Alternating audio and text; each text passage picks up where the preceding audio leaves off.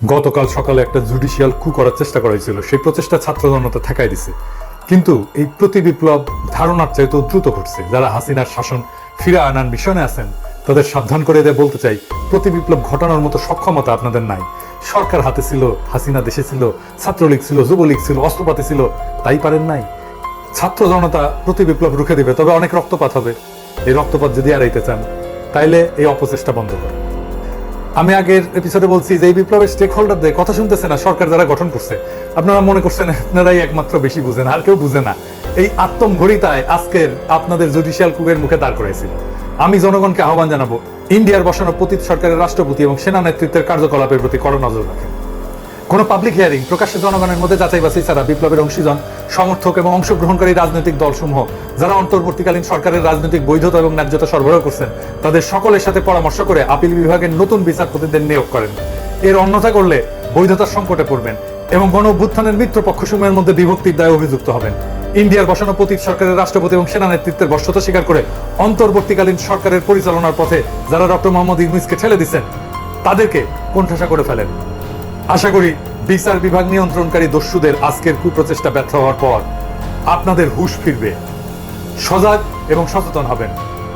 যারা রাস্তায় আছেন, গণ অভ্যুত্থানকারী সংস্থার কেন্দ্রে যারা নীতি নির্ধারণ, কৌশল প্রণয়ন এবং সমন্বয় করতেছেন তাদের বলবো, আপাতত বিজয়ের আনন্দে আত্মহারা না হইয়া দ্রুত রাষ্ট্র পরিচালনার গুরুত্বপূর্ণ চ্যালেঞ্জ সমূহ চিহ্নিত করে তা মোকাবেলার কাজে মনোযোগী হন। প্রতি বিপ্লব ঠেকানোই এখনকার প্রথম কাজ। আমি আগের ভিডিওতে বলছি দেশে এখন কোনো বিরোধী দল নাই, সুতরাং আমরা যারা বাংলাদেশের দ্বিতীয় স্বাধীনতা সংগ্রামে ভূমিকা রাখছি তারাই বিরোধী দলের কাজটা করব।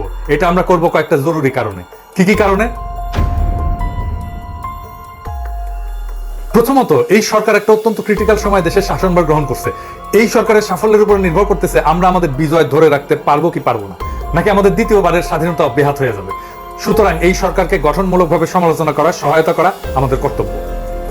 দ্বিতীয়ত, এই সরকার যে প্রক্রিয়া গঠিত হয়েছে এবং এতে যারা অন্তর্ভুক্ত হয়েছেন তাতে এর সাথে সীমাহীন আত্মত্যাগের মাধ্যমে অর্জিত আমাদের এই ঐতিহাসিক বিপ্লবের যে স্পিরিট তা আগামী দিনগুলোতে সঠিকভাবে বাস্তবায়িত হবে কিনা তা নিয়ে আমার গভীর সন্দেহ আছে। তাই এই সরকারকে লাইনে রাখার কাজটাও বিপ্লবীদেরকেই করতে হবে। তৃতীয়ত, এই সরকারের 16 জন উপদেষ্টার মধ্যে 12 জনের এই সরকার পরিচালনার কোনো দৃশ্যমান যোগ্যতা এবং অভিজ্ঞতা নাই। এরা নিশ্চিতভাবে মেস আপ করবে। তাদের ভুল এবং ব্যর্থতা নির্দেশ করা একটা অতি গুরুত্বপূর্ণ কাজ। বাংলাদেশের মিডিয়া যদি বিশ্বাসযোগ্য হতো তাহলে এই কাজটা তারাই করতে পারতেন, কিন্তু ফ্যাসিস্ট আমলে আমরা আমাদের মিডিয়ার যে দাসসুলভ এবং অনেক ক্ষেত্রে গণবিরোধী ভূমিকা দেখছি তাতে এদের উপরে বিন্দুমাত্র আস্থা রাখা যায় না। তাছাড়া এই মিডিয়া হাউসগুলোর মালিকেরা প্রায় সব ক্ষেত্রে পলাতক গণখনি হাসিনার অনুগ্রহপ্রাপ্ত, চরম অসৎ, দুর্নীতিগ্রস্ত, লুটেরা ব্যবসায়িক গোষ্ঠী। এরা সুযোগ পেলে বিপ্লবকে ব্যর্থ করে দেওয়ার চেষ্টা করবে। চতুর্থত, এই সরকার ভুল করলে বা ব্যর্থ হলে পরাজিত ফ্যাসিস্ট শক্তি এবং তার ভারতীয় পৃষ্ঠপোষকেরা তার পুরো সুযোগ নিয়ে আবার ঢুকে পড়ার চেষ্টা করবে। ইতিমধ্যে ভারত সরকার ইউনূস সরকারের প্রতি গভীর নেতিবাচক মনোভাব দেখাইছে। ঢাকায় নিযুক্ত ভারতীয় হাই কমিশনার অন্তর্বর্তীকালীন সরকারের শপথ গ্রহণ অনুষ্ঠানে আসেন নাই। ভারতের মিডিয়াতে আমাদের দ্বিতীয় স্বাধীনতা নিয়ে ব্যাপক নেতিবাচক এবং উস্কানিমূলক প্রচার চালানো হচ্ছে। আমি এই প্রসঙ্গে আবার পরে আসবো। সুতরাং ভারত যে তার হারানো উপনিবেশ ফিরে পাওয়ার জন্য সুযোগের অপেক্ষায় আছে তা আমরা ইতিমধ্যেই ভালোভাবে উপলব্ধি করতে পারছি। এই পরাজিত শক্তি হাসিনা এবং তার প্রভু ভারত যাতে এদেশের রাজনীতি এবং শাসনে কোনোভাবে পুনঃপ্রবেশ করতে না পারে সেই জন্য সরকারের সমালোচনার স্পেসটা আমাদের দখলেই রাখতে হবে। পঞ্চমত, গণতন্ত্রকে একটা শক্ত ভিত্তির প্রতিষ্ঠার জন্য সরকারের গঠনমূলক সমালোচনার একটা সুস্থ ধারা তৈরি করা অত্যন্ত জরুরি। সরকারের জবাবদিহিতা নিশ্চিত করার লক্ষ্যে এই সমালোচনা হতে হবে নির্মমভাবে সত্য এবং বস্তুনিষ্ঠ। এতকাল আমরা দেখছি বিভিন্ন সরকারের সমালোচনাকে শত্রুতামূলক বলে মনে করা হইতো। এই নষ্ট সংস্কৃতি থেকে বেড়ায় আসতে হবে। এই লক্ষ্যে বর্তমান পরিস্থিতিতে গঠনমূলক বিরোধী দলের ভূমিকা পালনের উদ্দেশ্যে আমি বাংলাদেশের কয়েকজন গুণী, অভিজ্ঞ এবং পরীক্ষিত দেশপ্রেমিক ব্যক্তিদেরকে নিয়ে একটা ফোরাম গঠন করার পরিকল্পনা করছি, যার নাম হবে শ্যাডো ক্যাবিনেট বা ছায়া পরিষদ। বিভিন্ন গণতান্ত্রিক দেশে এই ধরনের ব্যবস্থা আছে। এই পরিষদ দেশের প্রধান প্রধান ইস্যুর উপরে আমরা কি কি নীতি ব্যবস্থা নিতে পারি তা নিয়ে প্রকাশ্যে আলোচনা করব, জনগণকে সম্পৃক্ত করব, সরকারকে লাইনে রাখার চেষ্টা করব এবং সর্বোপরি আমাদের দ্বিতীয় স্বাধীনতা যাতে ব্যর্থ বা বেহাত হয়ে না যায় তার সর্বাত্মক চেষ্টা করব। একই সাথে আমরা দেশের এবং জাতির বিরুদ্ধে আমাদের গণতান্ত্রিক অধিকার এবং সকল প্রকার মানবাধিকার এবং আমাদের স্বাধীনতা, সার্বভৌমত্ব এবং আঞ্চলিক অখণ্ডতা এবং জাতীয় মর্যাদার বিরুদ্ধে যে কোনো কনস্পিরেসি, যে কোনো ষড়যন্ত্রের বিরুদ্ধে জনগণকে অবহিত রাখবো যাতে তারা এই সমস্ত অশুভ চক্রান্ত ব্যর্থ করে দিতে পারে। আমি আশা করব প্রফেসর ইউনূস আমাদের এই ভূমিকা ইতিবাচকভাবে এবং গুরুত্বের সাথে গ্রহণ করবেন। এই কথাটা আমি বলতেছি এই কারণেই যে প্রফেসর ইউনূসের একটা কথায় আমার কিন্তু খটকা লাগছে। স্যার, আপনি কিছু মনে করেন না, আমি এটা বলতাম না, কিন্তু আমি এটা বলতে বাধ্য হইতেছি। আপনি বলছেন যে এখন থেকে আপনার কথা শুনতে হবে।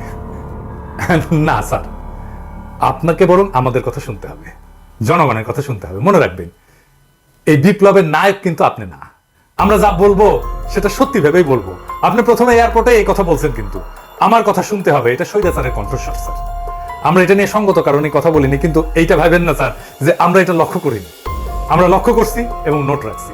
এই বিপ্লবের ফসল যাতে লুট হইয়া না যায়, আমাদের দ্বিতীয় স্বাধীনতা যেন আবার বিদেশিদের পায়ে বিসর্জিত না হয়, তার জন্য আমরা আমাদের জবান খোলা রাখবো। দেশ কিন্তু গ্রামীণ ব্যাংক না স্যার, আর আপনি কিন্তু দেশের এমডি না স্যার।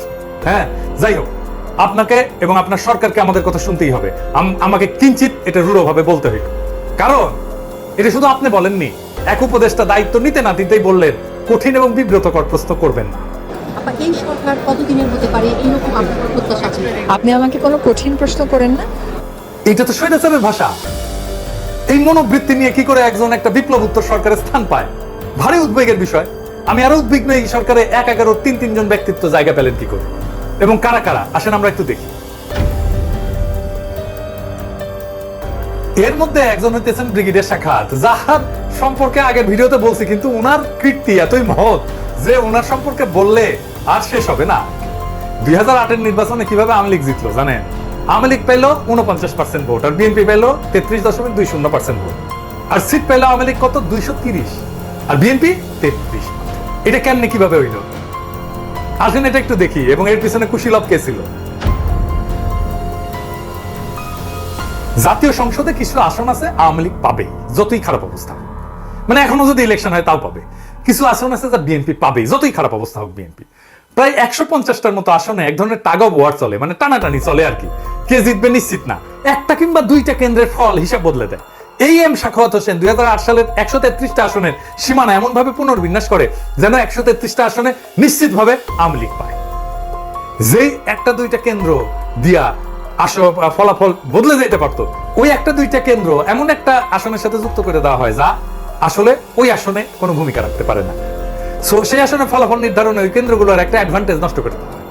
এই লোকটা তো আসলে করাপ্ট, এটা স্যার আপনি জানেন না? হ্যাঁ, আপনি তার পাশে রাখছেন। চট্টগ্রামে থাকার সময় সেনাবাহিনী গম চুরির দায়ে আর্মি থেকে ডিসমিস। তো এই লোককে নিয়ে প্রফেসর ইউনূস কেমনে কাজ করবে?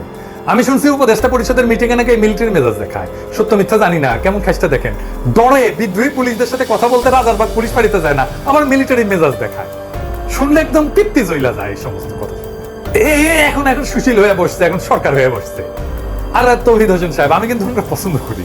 উনি কিন্তু একের সময় পররাষ্ট্র সচিব ছিলেন, ব্যক্তিগতভাবে অত্যন্ত সজ্জন মানুষ, সন্দেহ নাই। আমি বলছি যে আমি ওনারা পছন্দ করি, ওনার সাথে আমার দেখা হয়েছে, এক সময় কথা হয়েছে, কিন্তু সরকার হিসাবে কিন্তু পছন্দ করি না, বিশেষ করে এই সময়। কারণ তার সচিব থাকার সময় বাংলাদেশকে ভারতের পায়ে সমর্পণ করা হয়। এবার আমরা দ্বিতীয় মুক্তিযুদ্ধ করে ভারত মুক্ত হইলাম, এখন কি করে আশা করতে পারি যে তিনি বুক চিতায় শহীদ আবু সাইদের মতো ভারতের সামনে দাঁড়াতে পারবেন? আমি অন্তত সেই আশা করি না। সেই মেরুদণ্ড ওনার নাই, থাকলে সেই সময় রুখে দিতেন। তাই এই কাজ তার দিয়ে হবে না। আর 111 আর কুশীলা বলে হাসান আলী এর আমলে 3 মাসের তত্ত্বাবধায়ক সরকারকে টেনে টুনে 2 বছর মেয়াদি করা হয়, যার ফল আমরা 16 বছর ধরে মর্মে উপলব্ধি করতেছি। কে 2 বছর মেয়াদি করার কাজটা করছে? উনি। এই সরকারের প্রত্যেক মানুষকে হইতে হবে দক্ষ, বিপ্লবের চেতনাবাহী এবং সাহসী এবং হৃদয়বান। হাসান আলী তার পুত্রবধূকে 9 মাসের অন্তঃসত্ত্বা অবস্থায় জেলে পাঠিয়েছিলেন। জেলেই মহিলার বাচ্চা হয়েছে। আপনার যত বড় শত্রু হোক না কেন, 9 মাসের অন্তঃসত্ত্বা নারীকে আপনি জেলে পাঠাইতে পারেন? উনি বলবেন জেলে তো আমি পাঠাই নাই, পুলিশ নিয়ে গেছে। 10 বার জামিন চাইছিল এই মহিলা, ওনার পুত্রবধূ। ক্ষমতা খাটা আটকায় দেওয়া হয়েছে। কে ক্ষমতা খাটাইছে? 2 বছরের মাসুম বাচ্চাকে মায়ের কাছ থেকে সরায় রাখা হয়েছে। উনি তো বাসার মানুষকে আগে দেখবেন, দেশের মানুষের প্রতি ন্যায় উনি কেমনে করবেন? নিজের বাসা ঠিক রাখতে পারে না, আর দেশের প্রতি দায়িত্ব পালন করতে আসছে। এই সমস্ত বালের আলাপ দিয়েন না তো আমার সাথে। তার অপকর্মের ফিরিস্তি পরে দেওয়া যাবে। যাই হোক, স্থানীয় সরকার পল্লী উন্নয়ন সমবায়ের দায়িত্ব যদি কাউকে দিতে হয়, তাহলে তো 1-11 একজন কুশীলভকে কেন? এই বিষয়ে তার কি বিদ্যা, কি অভিজ্ঞতা? সরকার কি এরকম একটা বাটোয়ারের বিষয়? এবার আর কয়েকটা প্রশ্ন রাখি। 15 বছর স্বৈরাচারের কোলে বৈশা সকল সুযোগ সুবিধা ভোগ করছে জাতীয় পার্টি। তারাও তো স্বৈরাচারের দোষর নাকি? হাসিনার তো তারা জোট সঙ্গী। কেমন করে বিপ্লবী সরকারের শপথ অনুষ্ঠানে তারা অংশগ্রহণ করে? এ দায় কার? আরেকটা বিষয়, ইন্ডিয়া আর আওয়ামী লীগ হিন্দুদেরকে মাঠে নামাইছে, এইটা বলে যে তাদের উপর নির্যাতন হইতেছে। আপনি একজন হিন্দুর স্ট্যাটাস দেখেন, সে বলতেছে আওয়ামী লীগের নির্দেশে ফুরসাইল গ্রামের পোদ্দার বাড়ি এই মন্দিরে বোম ফুটাইছে। এই জিনিসটা দেখান কারা এটা করছে এবং সে কি বলে, যাকে ধরছে সে কি বলতেছে। আমরা 3 জন ছিলাম, মাসুদ খানে পাঠাইছে। কোনো টাকা অফার করছিল? না আমরা তো তার কথা আর কি ফুটাইছি কি বলছে তোমার? মন্দিরের সামনে ফুটাইছি কোন এলাকায়? ফুসছে কে ফুটে দিয়েছিল কে? মাছ আপনি কি নেতা? মাছ আটকান। আমেরিকা নেতা মাসুদ খান? আপনি কি নেতা? উনি বোম ফুটে দিয়েছে মন্দিরে? বোম মারতে অর্ডার দিছে? হ্যাঁ। আচ্ছা ঠিক আছে। কটা বোম আমরা মারছো? তো দুইটা বমি ছিল দুটা বোম দিছিল? না আমাদের বমি ছিল সাথে কি নিয়েছিল? বাইক নিয়েছিল? না হাফ সাথে এখন বাইক ছিল কে গেছিল সাথে? সাথে কে গেছিল? তিনজন ছিলাম। তিনজন, নাম কি? সৌমিক তুহিন আর আমি ওকে। আচ্ছা তোমাদের কোনো টাকার অফার করে না? কি বলে নিচ্ছে? কি বলে নিচ্ছে তোমাদের? তোমাদের কি বলে ওখানে নিচ্ছে? কি বলে দিচ্ছে এটা বলো। আমাদের বম ফুটাইতে বলছে আর কি ফুটাইছি দিচ্ছে এটা বন্ধ টাকা পয়সা দিচ্ছে টাকা কোনো? পয়সা দিচ্ছে কোনো? না সে বিষয়ে তুমি কিছু জানো? না তোমার সাথে দুজন আছে, তারা জানে? মারলা কেন? ওটা জানি না তা তোমরা মারলা কেন? তোমার স্বার্থ কি? এইগুলা ইন্ডিয়ান মিডিয়া ছড়াইতেছে। এই যে দেখেন 20টা গুজব তারা আইডেন্টিফাই করছে। দেখেন কিরকম গুজব। এই যে সাহেব একটা একটা কইরা দেখান। হ্যাঁ দেখেন কিরকম ফলস গুজব এই সমস্ত গদি মিডিয়া ছড়াই দিছে টুইটারে। ইন্ডিয়ারে বলতেছি নিজের দেশে সংখ্যালঘুর নিরাপত্তা নিয়ে বিচলিত হন, বাংলাদেশ নিয়ে বিচলিত হইয়ার না। এমনিতে তো আমসালা দুইটাই গেছে। বাংলাদেশের সাথে সম্পর্ক আরো নষ্ট করতে না চাইলে থামেন এইবার। বাংলাদেশের হিন্দুদের নিজের রাজনৈতিক কৌশল বাস্তবায়নে ঘুঁটি বানাইবেন না। পাশারসা আমরা কিন্তু তুলে দেবো একেবারে। আওয়ামী লীগ নেতারা 300 দুষ্কৃতিকারীদের ভাড়া করছে ডাকাতি করার জন্য, ঢাকা এসে ডাকাতি করতেছে। অবিশ্বাস্য। তো হিন্দু ভাইরা একটু শুনেন, হাসিনার শাসনকে ফিরে আনার জন্য হিন্দু নির্যাতনের কাঠ খেলবেন না। এই অস্থির সময় দুর্বৃত্তরা সুযোগ নেই। আওয়ামী লীগের মুসলমান নেতারা মাইর খায় নাই, বিভৎস ভাবে মাইর খাইছে, মারা গেছে, বাড়ি ঘর দর পুরাই দিছে। দেয় নাই কত বড় বড় নেতাদের বাড়ি ঘর দর শেখ মুজিবের 32 নম্বর পুরাই দিছে। আমি বলছি কোথায় কোথায় যোগাযোগ করতে হবে নিরাপত্তার জন্য। আপনাদের বাসস্থান মন্দির পাহাড়া দেওয়া হয়েছে না? হয়েছে তো, আরো হবে। কিন্তু এটাকে ইস্যু বানায় বিপ্লব বাঞ্চালের চেষ্টা করবেন না, আপনাদের দোহাই লাগে। এইটা আনম্যানেজেবল পর্যায়ে চলে যেতে পারে। কিন্তু আপনাদের সাবধান করে দিচ্ছি, সতর্ক করে দিচ্ছি। বাসায় ফিরে স্থানীয় দরকার হলে হেফাজত ইসলামের সাথে যোগাযোগ করেন, তারা আন্তরিকতার সাথে আপনাদের রক্ষা করছে। স্পেসিফিক কোথাও নিরাপত্তা প্রয়োজন হলে আমাকে জানান, আমি আমার সীমিত সামর্থ্য নিয়ে আপনাদের পাশে দাঁড়াবো। গোবিন্দ পরমাণু তো হিন্দুদেরই নেতা না, সে বলছে যে একটা ঘটনা সাম্প্রদায়িক না। তারা আক্রান্ত হয়েছে কারণ তারা আওয়ামী লীগ করতো। এখন ধরেন পঙ্কজ দেবনাথ যদি দলা খায়, তাই তো বলতে পারে না সে যে হিন্দু ধর্মে দলা খাইছে। আওয়ামী লীগ যে নির্যাতন চালাইছে গত 15 বছর সারা বাংলাদেশের মানুষের উপরে, সেটার একটা প্রতিক্রিয়া হবে না? হবে তো। পঙ্কজ দেবনাথ দলা খায় কারণ সে আওয়ামী লীগ, এইটার জন্য না যে সে হিন্দু। এটা হিন্দু মুসলমান উভয় ক্ষেত্রেই হবে। আপনি হিন্দু পরিচয় নিয়ে সুরক্ষা চান কেন? আপনি তো স্বার্থপর কেন? আওয়ামী লীগ করা যে মুসলমান, সে কি পরিচয় সুরক্ষা পাবে? তার বাড়ি ঘরদোর গেছে না? আওয়ামী লীগের কোন নেতার বাড়ি অক্ষত আছে আমাকে বলেন তো? জেলা পর্যায়ের নেতা বাড়ি পর্যন্ত অক্ষত নাই। আরে শেখ মুজিবের 32 নাম্বার ধ্বংস হয়ে গেছে, হাসিনার গণভবন ধ্বংস হয়ে গেছে। তো হাসিনার পতন হয়েছে তো, তাই না? হাসিনার পতনের পরেও যে আপনারা বাংলাদেশের হিন্দুরা শান্তিপ্রিয় ভাবে, বাধাহীন ভাবে ব্যাপক জমায়েত এবং মিছিল করতে পারছেন বিভিন্ন জেলায় কোন ধরনের বাধা ছাড়া, তাতে কি প্রমাণ হয় না যে আপনারা ভালো আছেন?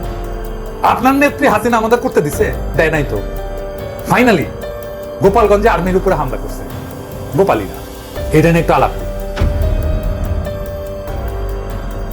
এই একটা জায়গায় আছে হাসিনার হয়ে গুন্ডামি করার জন্য অবশিষ্ট, মানে এই যে ব্রুট ফোর্স, এটা অ্যাপ্লাই না করে সহজেই গোপালী ঝামেলা ট্যাকেল করা, এই কৌশল সব জায়গাতেই প্রয়োগ করতে পারবে।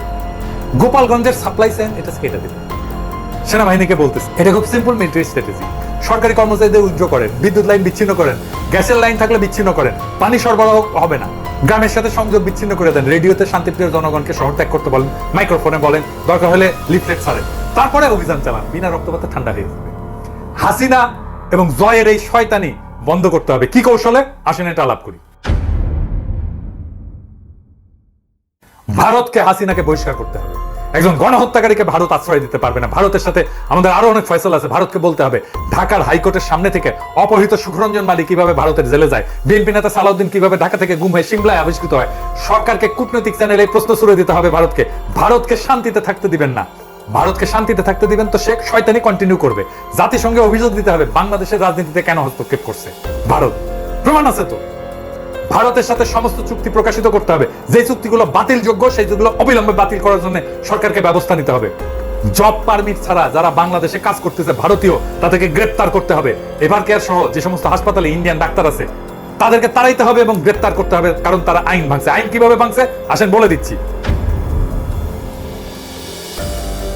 বাংলাদেশের আইন অনুসারে বিদেশি ডাক্তার টেম্পোরারি রেজিস্ট্রেশন পায়, কিন্তু রোগী দেখতে পারবে না। একটা ক্ষেত্রে পারবে, যদি স্থানীয় ডাক্তারকে প্রশিক্ষণ দেয়। এরা প্রশিক্ষণের কথা বলে ধুমসে রোগী দেখতেছে, এটা তো কোনো প্রশিক্ষণ দিচ্ছে না, তাই না?